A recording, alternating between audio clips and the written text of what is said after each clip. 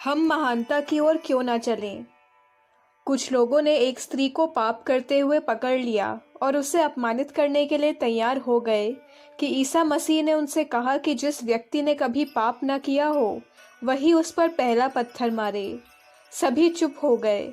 यद्यपि वह स्वयं पूर्ण पवित्र था, फिर भी उसने न तो पत्थर उठाया और न कोई कड़े शब्द कहे, बल्कि उस स्त्री से अत्यंत नम्रता से कहा, मैं तुम पर दोषारोपण नहीं करता, जाओ, चली जाओ और फिर पाप न करना। पवित्र हृदय में ऐसा कोई भी स्थान बाकी नहीं रहता जिसमें स्वार्थ और घृणा भरे विचार समा सकें, क्योंकि ऐसा व्यक्ति तो नम्रता और प्रेम से भरा हुआ होता है। उसको कोई बुराई दिखती ही नहीं। ज्यों ज्यों मनुष्य दूसरों में बुराई निकालना छोड़ता जाता है, त्यों त्यों वह स्वयं पाप, दुख और विपत्तियों से छुटकारा पाता जाता है। वास्तव में जब मनुष्य क्षमाशीलता का पूरा अभ्यास कर लेता है तो बुराई भलाई की वास्तविकता उस पर खुल जाती है और वह भली प्रकार समझ जाता है कि विचार नित्य किस प्रकार से उत्पन्न होते हैं और कैसे बढ़ते पलते और कार्य रूप में परिणत होते हैं और क्यों कर सामने आते हैं। जब मनुष्य इस दशा में पहुंच जाता है तो उसका हृदय प्रकाशित हो जाता है और वह शुद्ध, पवित्र और श्रेष्ठ जीवन का आरंभ करता है, क्योंकि अब वह भली प्रकार समझ लेता है कि उसे दूसरों के व्यवहार से न बुरा मानना चाहिए, न शोक करना चाहिए और न ही क्रोध करना चाहिए, भले ही उनका व्यवहार और कार्य कैसा ही हो। अब तक वह मूर्खता और नासमझी के कारण ऐसा करता रहा। यह उसकी सरासर भूल थी। अब वह अपने हृदय से प्रश्न करता है कि बार बार बदला क्यों लिया जाए। दूसरों पर हम इतना क्रोध ही क्यों करें कि जिसके लिए हमें आखिर में पछताना पड़े। क्या आध्यात्मिक उन्नति का यह अर्थ नहीं है कि मैंने अपने क्रोध को जीत लिया है और बदला लेने के विचारों को छोड़ दिया है? यदि बदला लेना और क्रोध करना जरूरी है तो उसके लिए पश्चाताप क्यों करें?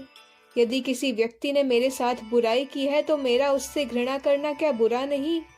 क्या एक गलती दूसरी गलती का सुधार कर सकती है? किसी व्यक्ति ने मेरे साथ लड़ाई करके क्या मुझे कुछ हानि पहुंचाई? वास्तविकता यही है कि मेरी ओर से की गई बुराई से दूसरों को तो कुछ हानि नहीं होती, बल्कि मेरी अपनी ही हानि होती है। ऐसी दशा में बदला लेने का विचार क्यों मन में लाऊं? क्रोध क्यों करूं? मन में दूसरों के प्रति विरोधी भावनाओं को क्यों स्थान दूं? यदि मैं करता हूं तो इसका कारण यही है कि मैं दंभी, स्वार्थी और आत्म प्रदर्शन करने वाला हूं। मेरी अपनी ही मानवता पर कुठाराघात करने वाली भावनाएं मेरे श्रेष्ठ स्वभाव को दबा देती हैं। अब मैं भली प्रकार देख चुका हूं कि दंभ, क्रोध और अपने ही नीच विचार मुझे दूसरों के व्यवहार से उत्तेजित कर देते हैं। ऐसी दशा में क्या यह ठीक नहीं कि अपने ही अंदर देखकर अपनी गलतियों पर विचार करूं, बजाय इसके कि दूसरे की गलतियों को देखता फिरूं। जब मैं जान गया हूं कि दंभ, क्रोध और नीच विचार ही मुझे उत्तेजित करते हैं और उनको जीत लेने के बाद दूसरों का व्यवहार मुझे भड़का न सकेगा, तो मैं हमेशा शांति से रहूंगा। मन में ऐसे विचार आने पर मनुष्य नम्र, ईर्ष्या व क्रोध रहित हो जाता है। इस प्रकार धीरे धीरे उस आनंद की ओर बढ़ता है जिसमें वह दूसरे मनुष्य में किसी भी दोष को नहीं देख पाता। नीच विचार ही मुझे उत्तेजित करते हैं और उनको जीत लेने के बाद दूसरे मनुष्यों में किसी भी दोष को नहीं देख पाता और सबके लाभ की बात ही सोचता है। जो मनुष्य वास्तव में नेक व महान होता है वह किसी को भी बुरा नहीं समझता, बल्कि सभी को अच्छा समझता है। वह इस मूर्खता से भरे विचार को छोड़ देता है कि दूसरे भी उसके अनुकूल विचार और कार्य करें।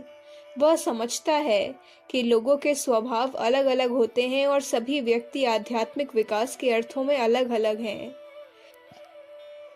इसी विकास के अनुसार वह कार्य करता है। घृणा, ईर्ष्या, द्वेष, आत्म प्रशंसा, स्वार्थ और कलह को छोड़कर वह बुद्धिमान हो जाता है और भली प्रकार समझ जाता है कि नम्रता, दया, प्रेम, संतोष और निस्वार्थ भावना प्रकाश के और क्रोध आदि अंधकार तथा मूर्खता के चिन्ह हैं। मूर्खता के कारण जो दुख उठाने पड़ते हैं उनसे अधिक शिक्षा देने वाली कोई वस्तु नहीं है। वह अपना मार्ग आप ही बनाता है, ऐसा मार्ग जो दुख और विपत्ति में से निकलकर ही वह मानवता व सुख शांति प्राप्त करता है। दोष रहित मनुष्य महान है। यह भी अपना मार्ग स्वयं ही बनाता है। वह अपने मार्ग को महानता के प्रकाश से प्रकाशित कर देता है और मूर्खता, दुख और विपत्तियों की सीमा को पार करके आनंद को प्राप्त करता है। वास्तव में जब हम स्वार्थ को छोड़कर किसी और को प्रेम दृष्टि से देखते हैं तो हमें दूसरों में कोई भी बुराई दिखाई नहीं देती। इस प्रकार से उन्हें वैसा ही देखते हैं जैसा वे हैं। परंतु उस उच्च प्रेम के स्थान पर मनुष्य तभी पहुंचता है जब अपने मन में इन विचारों को पक्का कर लेता है। इस प्रकार से मनुष्य दूसरों की बुराइयों को न देखने का रहस्य तभी समझता है जब वह उसके संबंध में सोचता है और उसमें अपने स्वार्थ की कोई बू नहीं होती। वह उन लोगों को उनके व्यवहार से ही नापता है, उनके कामों को अपने नहीं बल्कि उन्हीं के दृष्टिकोण से देखता है। लोग बुराई और भलाई के बारे में अपने अलग अलग दृष्टिकोण बनाते हैं और चाहते हैं कि सभी लोग उस ढंग पर चलें। एक दूसरे में दोष देखने का यही कारण है।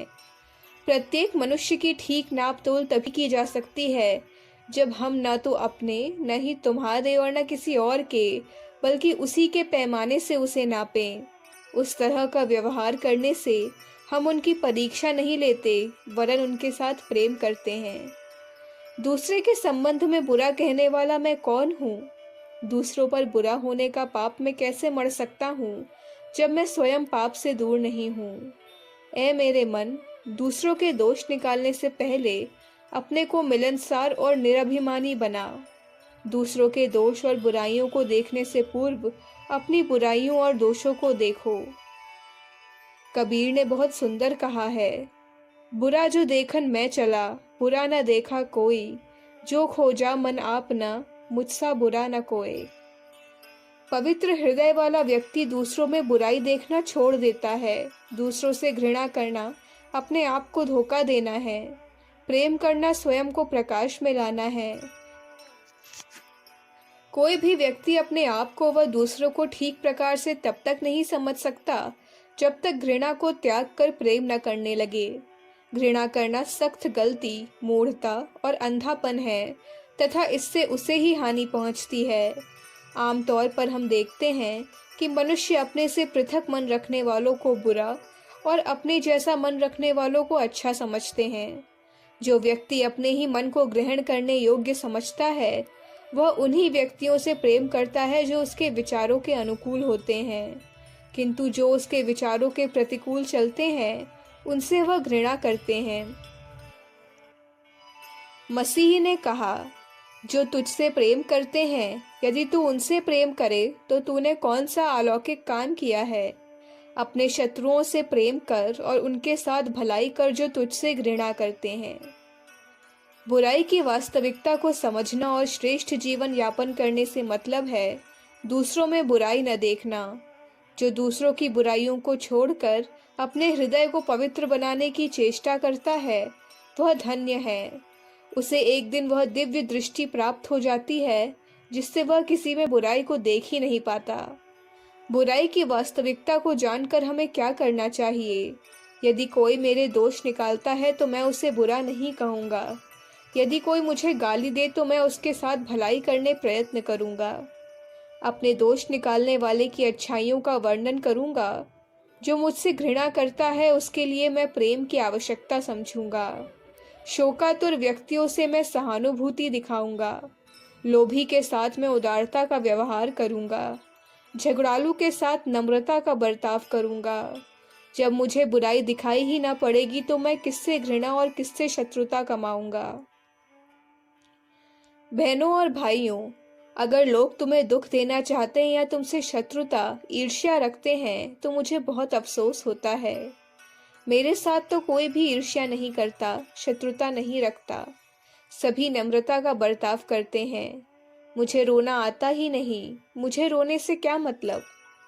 जैसे एक ही माता पिता की संतान, एक ही परिवार के रहने वाले भाई बहन दुख सुख में मिलकर प्रेम से रहते हैं, एक दूसरे की गलतियों को नहीं देखते बल्कि उन पर पर्दा डालते रहते हैं और प्रेम सूत्र में बंधे रहते हैं, वैसे ही एक श्रेष्ठ पुरुष सभी लोगों को अपने ही घर का सदस्य मानते हुए एक ही माता पिता की संतान, एक ही आत्मा से बने हुए और एक ही लक्ष्य रखने वाले मनुष्य समझता है। वह सबको अपना बहन भाई मानकर किसी को भी भिन्न नहीं मानता। उसके लिए गोरे काले जाति पाति आदि का कोई भेदभाव नहीं रह जाता। वह किसी की बुराई को नहीं देखता, सबके साथ सुख शांति से रहता है। इस आनंद के मार्ग पर चलने वाले व्यक्ति को धन्य है। वास्तव में आगे बढ़ने की कला को उसी ने समझा है जिसने अपने हृदय को इस प्रकार से मोड़ लिया है कि वह किसी में भी बुराई को न देख सके। अखंड ज्योति, अप्रैल 1959, पृष्ठ संख्या 9, 10, 11। हमारे YouTube चैनल विचार क्रांति दूत अखंड ज्योति पत्रिका को सब्सक्राइब करें एवं अगली वीडियोस प्राप्त करने के लिए बेल आइकन दबाएं। धन्यवाद।